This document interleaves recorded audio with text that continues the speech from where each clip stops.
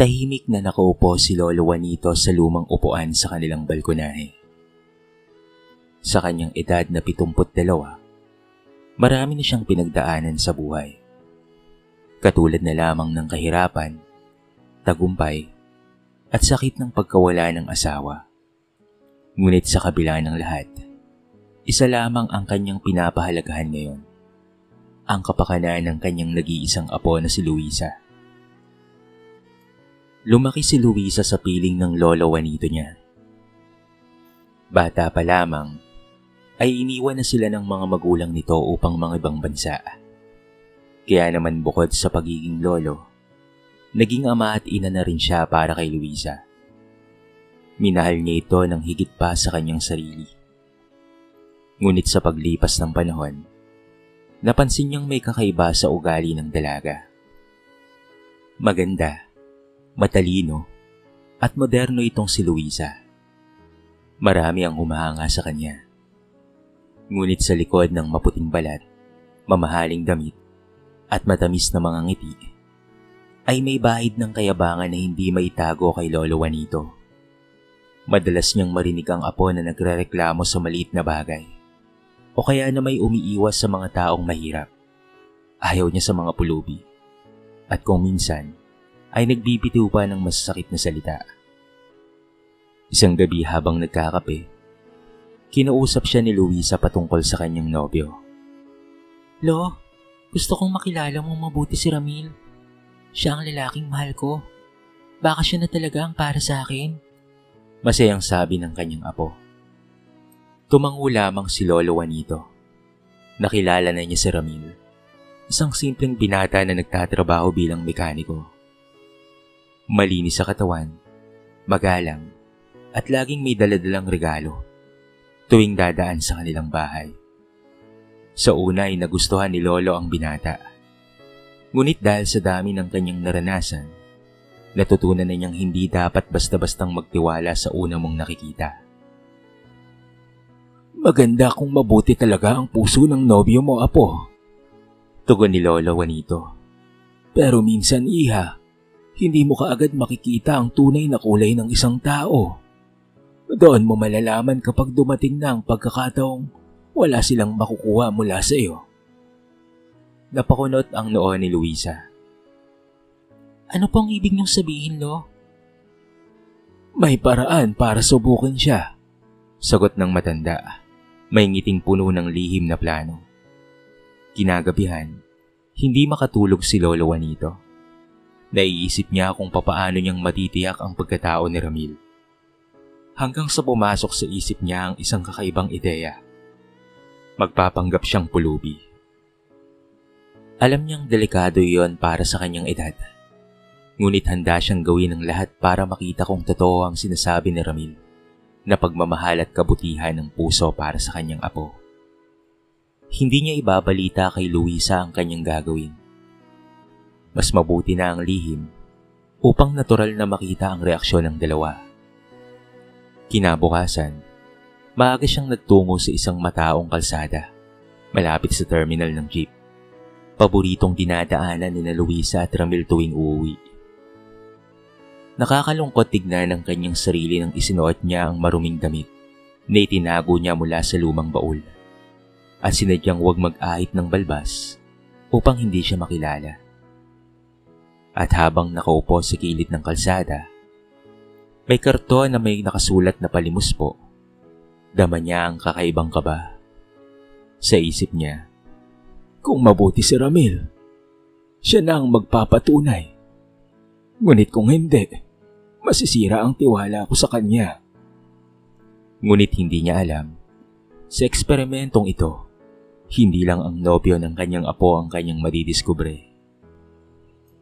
Mainit ang sikat ng araw na yon.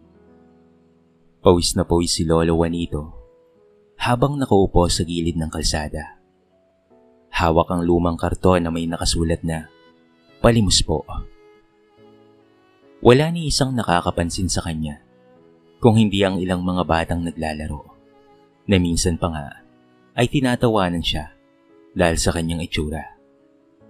Ngunit tinis niya ang lahat ng iyon. Ang mahalaga sa kanya ay ang makita ang tunay na kulay ni Ramil.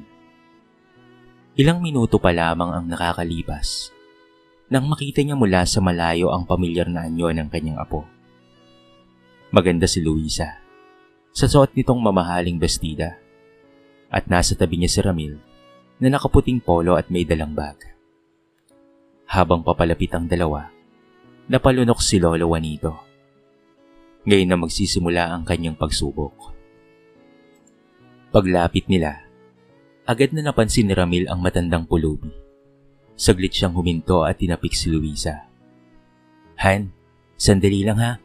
Parang kailangan ng tulong ng matanda," sabi ni Ramil. May malasakit sa tinig.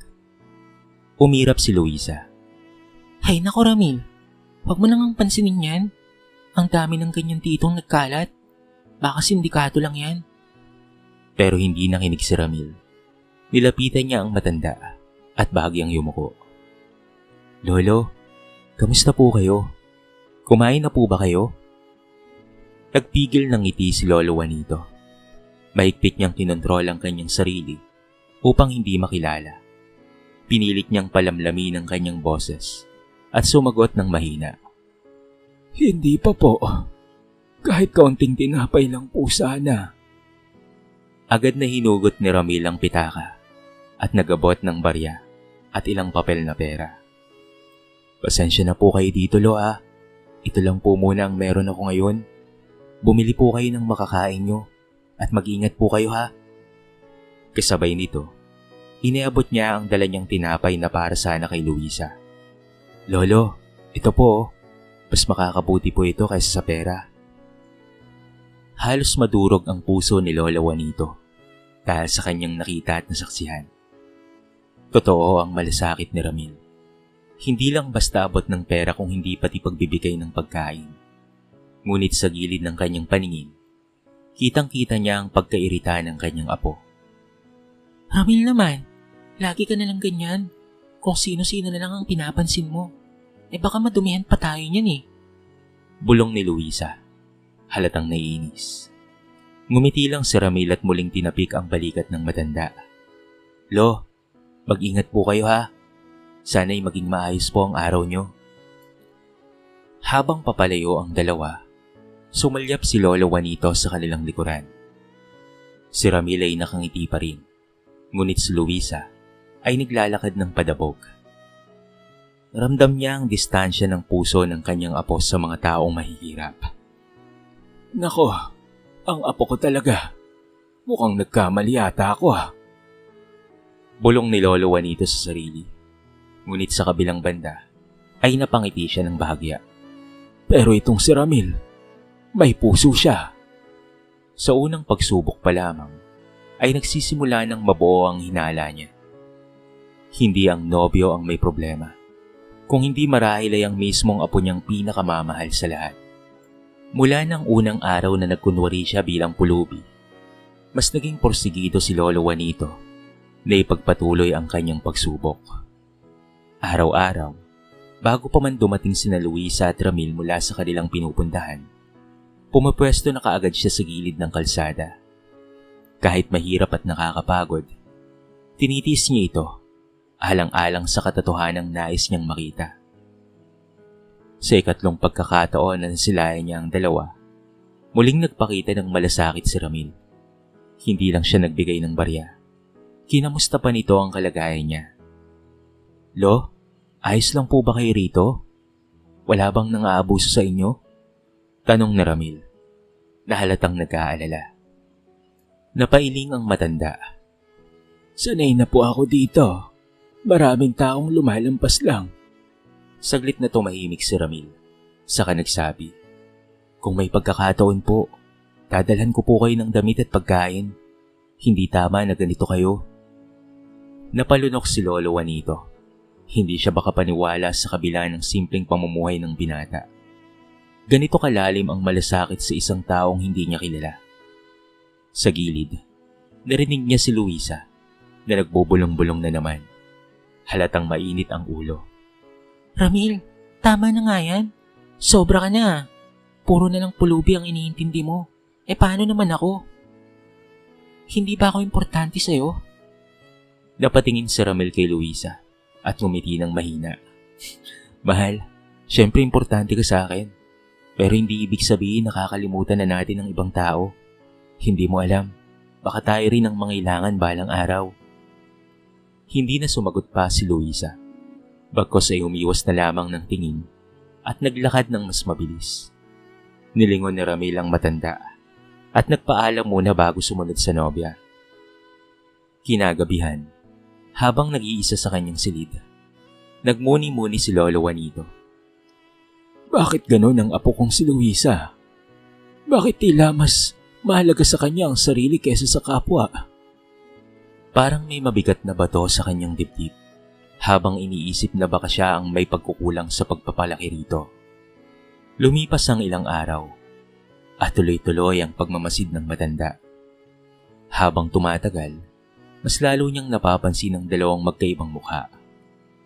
Si Ramil na laging nakahandang tumulong, nag-aabot ng kahit na kaunting barya o pagkain, at may kasamang malasakit sa bawat salita. Si Luisa, na laging umiiwas, naiinis, at minsan pa'y nagtataas ng boses kapag nakikita niyang nakikipag-usap si Ramil sa pulubi. Isang araw, narinig ni Lolo Juanito ang sinabi ng kanyang apo. Ramil, kung ipagpapatuloy mo pa ang pagiging abala sa mga taong ganyan, baka pag-isipan ko kung ikaw pa ba ang dapat kong makasama. Hindi ako pumasok sa relasyon na puro awa at kawang-gawa ang kasama. Nanlamig si Lolo Juanito sa kanyang narinig. Sa pagkakataong iyon, mas malinaw na sa kanya na hindi pala ang nobyo ang dapat na pagdudahan. Bagkus ang mismong apo niya, na mahal niya, ang tila nawawala ng malasakit sa kapwa. At sa bawat araw na lumilipas, mas lalong lumalalim ang agam-agam sa kanyang puso. Muling dumaan ang ilang linggo ng pagpapanggap ni Lolo Juanito bilang pulubi. Sa bawat araw, mas malinaw sa kanya ang pagkakaiba ng dalawang kabataan. Ang busilak na puso ni Ramil at ang malamig na damdamin ni Luisa. Ngunit isang pangyayari ang tuluyang nagpatibay ng kanyang hinala. Isang hapon, masama ang pakiramdam ni Lolo Juanito dahil sa init ng panahon. Hindi siya nakalapit sa lilim at nanatiling nakabilad sa araw. Mahina ang kanyang katawan at ramdam niya ang bigat ng bawat hinga. Pinilit niyang manatiling nakaupo. Hawak ang kartong may nakasulat na palimos po. Eksakto namang dumating sina Luisa at Ramil. Mula malayo, agad na napansin ni Ramil ang matanda na tila nanginginig.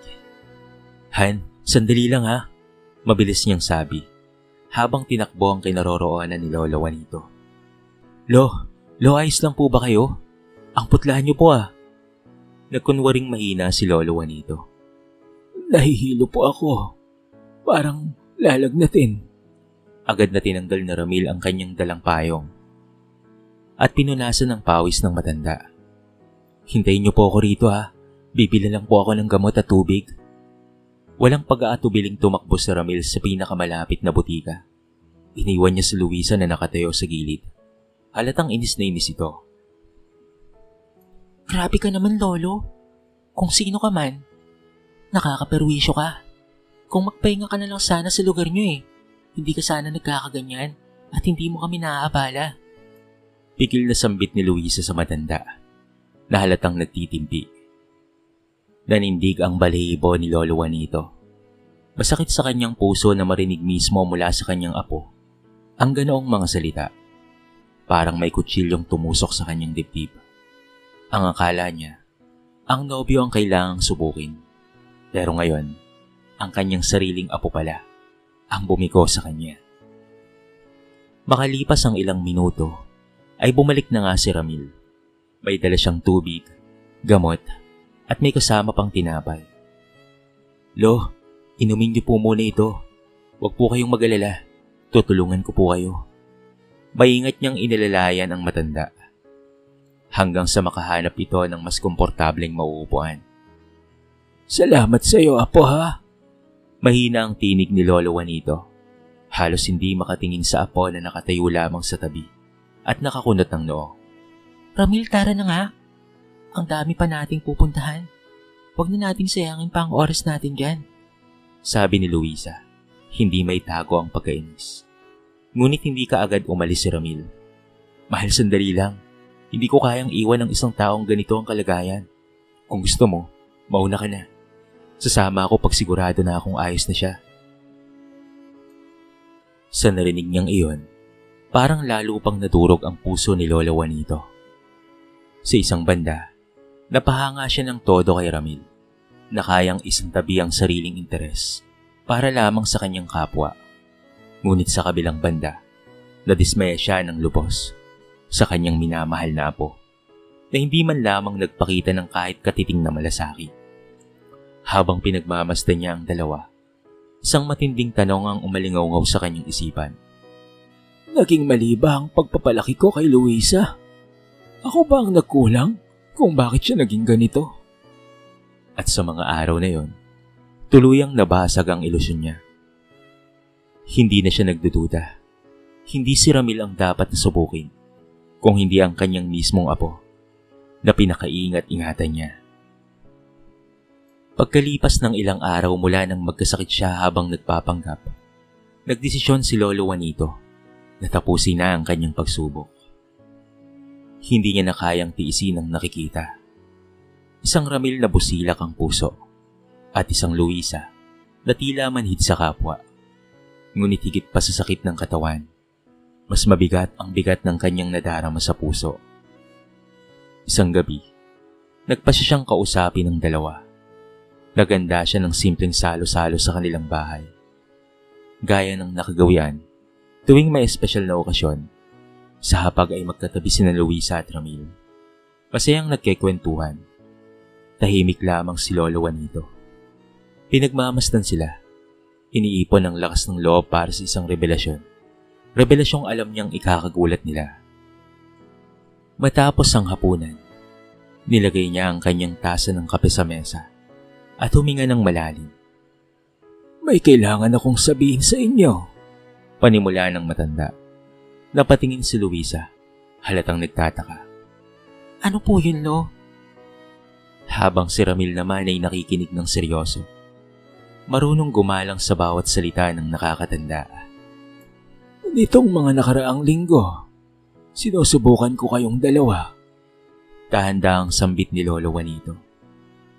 Nagpanggap akong pulubi sa kalsada. Ako ang matandang lagi niyong nakikita sa gilid ng daan. Namilog ang mga mata ni Ramil. Tila hindi makapaniwala. Kayo po yun, Lo? Diyos ko, bakit niyo po ginawa yun?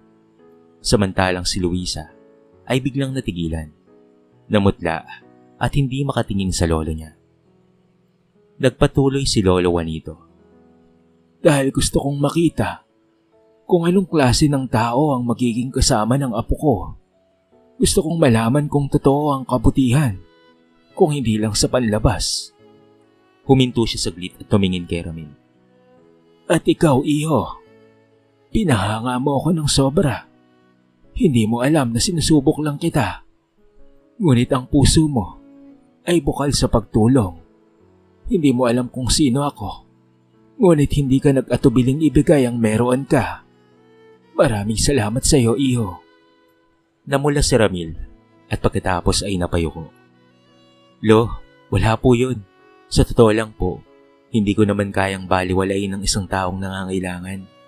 Bata pa lang po ako. Tinuruan na po ako ng mga magulang ko na ang pagtulong ay hindi dapat pinipili. Napangiti ng bahagya si Lolo Juanito, ngunit agad ring bumigat ang kanyang tingin nang lumapit siya kay Luisa. Ikaw naman, apo. Nakita ko rin ang tunay mong ugali. Hindi ko akalaing sa kabila ng lahat ng itinuro ko sa iyo, ganyan ang ipapakita mo. Pinapahalagahan mo lamang ang sarili mo, pero wala kang malasakit sa iba. Masakit, Luisa. Masakit para sa akin ang natuklasan ko. Nanlaki ang mga mata ni Luisa at sa halip na umamin, bigla siyang nagtaas ng boses. Lo, ginawa niyo akong katawa-tawa. Paano niyo nagawa yun sa akin? Ginawa niyo akong tanga sa harapan ni Ramil. Hindi kita ginawang tanga, apo. Mariing sagot ng lolo. Ang ginawa ko ay ipakita ang katotohanan. Ikaw ang nagbunyag ng sarili mong ugali. Natahimik ang buong silid. Si Ramil ay hindi makapagsalita. Halatang nabigla sa lahat ng kanyang nalaman. Habang si Luisa ay nakatungo, luhaan ngunit halatang nagpipigil ng inis. At doon, nagpa siya si Lolo Juanito. Hindi niya na kayang ipikit ang kanyang mga mata. Panahon na para harapin ng kanyang apo ang refleksyon ng sarili niyang pagkatao. Matapos mabunyag ang lihim ni Lolo Juanito, nabalot ng katahimikan ng bahay. Tila bawat tiktak ng orasan ay mas nagpapabigat ng damdamin ng tatlo. Si Ramil ay nakaupo lamang, nakayuko at tila nag-iisip. Samantalang si Luisa naman ay hindi mapakali, nakahalukot-kip at panay ang buntong hininga. Ilang minuto pa bago muling nagsalita si Lolo Juanito. Luisa, Aniya, mabigat ang tinig. hindi ko ginustong ipahiya ka. Ang gusto ko lang naman ay makita mo kung anong uri ng tao ang iyong minamahal at kung anong uri ka rin ng tao. Napasinghap si Luisa, halatang apektado. Lo, hindi niyo naiintindihan. Hindi ako sanay sa mga pulubi. Natatakot ako sa kanila. At ayokong maabala. Hindi ka natatakot, Luisa. May naong sagot ng lolo. Ang totoo, hindi ka marunong maawa. At yan ang pinaka-ikinakabahala ko. Hindi ko alam kung saan ako nagkulang sa pagpapalaki sa'yo. Naluwa si Luisa, ngunit pilit niyang ipinapakita ang kanyang pride. So ano lo? Mas pipiliin niyo si Ramil kaysa sa apo niyo? Umiling si Lolo Juanito. Hindi, Iha. Hindi yun ang punto ko. Ang punto ko lang naman ay natatakot ako para sa inaharap mo.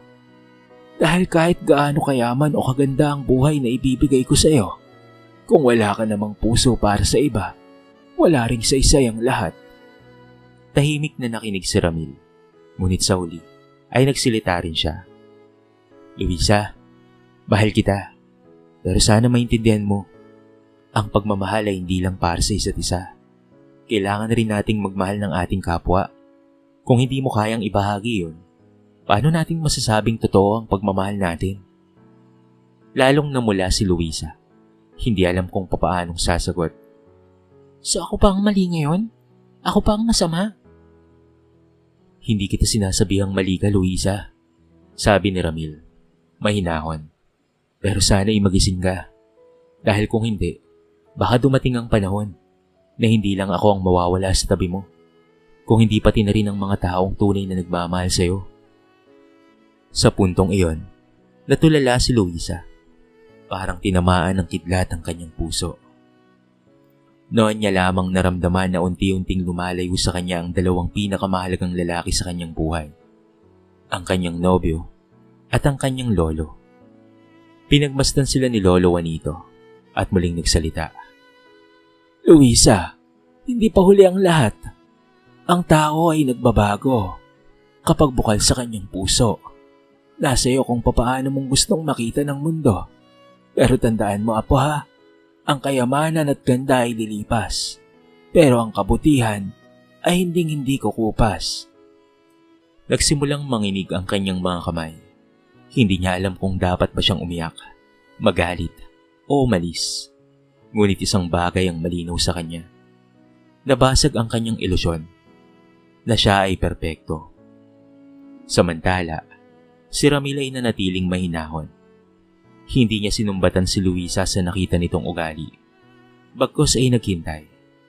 Sa kanyang puso, meron pa ring pag-asa, ngunit nakasalalay na yon sa desisyon ng dalaga. At sa gabing iyon, natutunan ni Luisa na hindi lamang pagmamahal sa sarili at sa nobyo ang sukatan ng tunay na pagmamahal at relasyon, kung hindi kung papaano silang magiging tao para sa kanilang kapwa. Kinabukasan, maagang nagising si Luisa.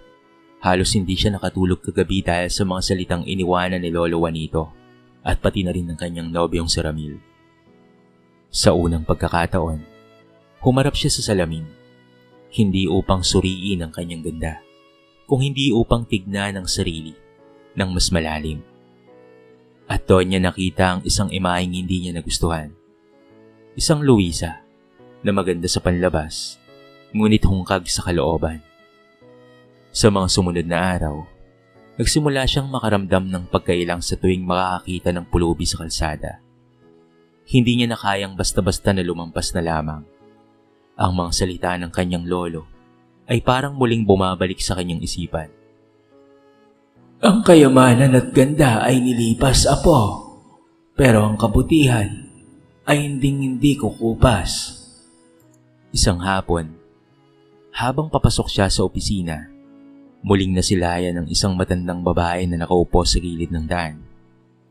Sa pagkakataong iyon, huminto siya. Nilapitan niya ito at iniabot ang baong pagkain. Nanay, kumain na po ba kayo? Kain na po kayo. Pasensya na po ha. Ito lang po ang meron ako. Nagulat ang matanda at napangiti. Naku, salamat iha. Pagpalain ka nawa ng Diyos. Habang naglalakad papalayo, may kakaibang gaan sa dibdib ni Luisa. Ngayon niya lamang naramdaman ng kasiyahang hindi kayang ibigay ng mamahaling gamit o papuri ng iba. Hindi nakaligtas kay Ramil ang unti-unting pagbabagong iyon. Sa una, nagulat siya nang makita ang nobya na kusang nag-aabot ng tulong. Ngunit hindi niya ito binanggit, bagkus ipinuri niya na lamang sa simpleng ngiti at yakap. Yan ang Luisa ko, na alam kong kayang magmahal, bulong niya. Samantala, si Lolo Juanito naman ay tahimik na nakamasid. Nakikita niya ang maliit na hakbang ng apo at bagaman hindi ito perpekto, pero sapat na para magbigay ng pag-asa sa kanyang puso. Sa tuwing nakikita niya si Luisa na nagsisikap magpakumbaba, pakiramdam niya ay may bumabalik na liwanag sa kanilang pamilya. Isang gabi, nagkaroon sila ng masinsinang pag-uusap. Lo, Panimula ni Luisa. Aminado po ako na mali ako. Nakakahiya ang pinakita ko. Pero gusto ko pong magbago. Hindi dahil sa sinabi nyo, kung hindi dahil sa naramdaman kong kulang talaga ako. Ngumiti si Lolo Juanito at may luha sa kanyang mga mata. Yan ang inaasahan ko, apo. Hindi ko kailangan ng perpektong Luisa. Ang kailangan ko lang ay ang apo kong marunong magmahal sa kapwa. Sa tabi nila, nakikinig si Ramil at hindi maitago ang saya. Luisa, salamat at pinili mong magbago. Hindi lahat ng tao ay may lakas ng loob na aminin ng pagkakamali. Mula noon, naging mas bukas si Luisa sa pagtulong. Nagsimula siyang sumama kay Ramil sa mga outreach program ng kanilang simbahan. Nagbigay ng mga donasyon sa mga nangangailangan. At higit sa lahat, tinuruan ng sarili na huwag umusga kaagad. Unti-unti, ang kanyang kayabangan ay napalitan ng kababaang loob. At sa bawat araw na lumilipas, mas lalo siyang minamahal na Ramil at mas lalo ring nagiging proud si Lolo Juanito. Para sa matanda, ang kanyang plano ay hindi lamang nakapagsisiwalat ng katotohanan, kung hindi nakapagbubukas din ng pintuan patungo sa pagbabago. Nagtapos ang kanilang kwento, hindi sa hiwalayan o pagkawasak, kung hindi sa pagbangon at pag-asa. Dahil minsan, ang pinakamahirap na katotohanang matutuklasan natin ay hindi ang pagkukulang ng iba, kung hindi ang sariling kakulangan na dapat nating baguhin. Dito na po nagtatapos ang ating maiksing kwento sa araw na ito. Sana po ay nagustuhan nyo at kinapulutan nyo ng maraming aral. Kayo mga kabarangay, anong masasabi nyo sa ating kwento? I-comment nyo naman sa baba ang inyong mga reaksyon at babasahin natin ang lahat ng yan. I-comment nyo na rin kung taga saan kayo para naman malaman ko kung hanggang saan nakaabot ang video na ito. Paki-like and share na rin ang ating kwento para mapakinggan rin ng iba. At kung bago ka pa lamang sa ating channel, baka naman pwedeng pakita ang subscribe button at bell notification button para palagi kang updated sa mga bago nating upload na katulad nito. So paano mga kabarangay? Hanggang sa muli. Thank you so much and peace out.